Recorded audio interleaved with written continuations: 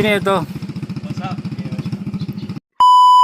Bago ang lahat, babatiin ko muna kayo ng isang matagumpay na araw na naman. Ito pala ang mga kaganapang ko kahapon sa buhay. Nagluto pala ako ng pagkain na ibabahagi ko po sa mga maswerteng napili ko na mabigyan ng pa-birthday na food bilao. Bali dalawa nga ang napili ko na mabigyan kahapon. Kaya syempre, todo effort talaga ang bossing nyo sa pagluluto. Ang mga niluto ko nga ay carbonara, lumpia Shanghai at saka fried siomai. Dahil sa dalawa nga ang napili ko, kaya dalawang bilao rin ang ibibigay natin. Kada isang bilao nga ay 3 klaseng pagkain ang iniligay ko dito. Large bilao pala ang ginamit ko dyan mga bossing. Para nga maraming pagkain naman ang mailagay ko. Mga napili ko palang bigyan ay si Sai Erlano at saka si Alaysa. Silang dalawa nga ay talagang todo support yan sa negosyo natin. Kaya sila rin yung maswerteng napili ko. Mag-isa nga lang ako sa pag-aasikaso. Kung sa bagay, yakang-yaka naman ang bossing nyo. Abay, sanay na talaga sa trabahong pangkusina. Pagkatapos ko nga magluto ay dali-dali na rin kami mag-deliver. Sama ko nga dito si Robic at saka si Buboy. Isang bilao nga iniwan na namin dito sa bahay nila Alaysa. Yung isang bilao naman ay pinhatid ko na kala Robic. Habang nag-aantay nga ako sa dalawa ay nag-video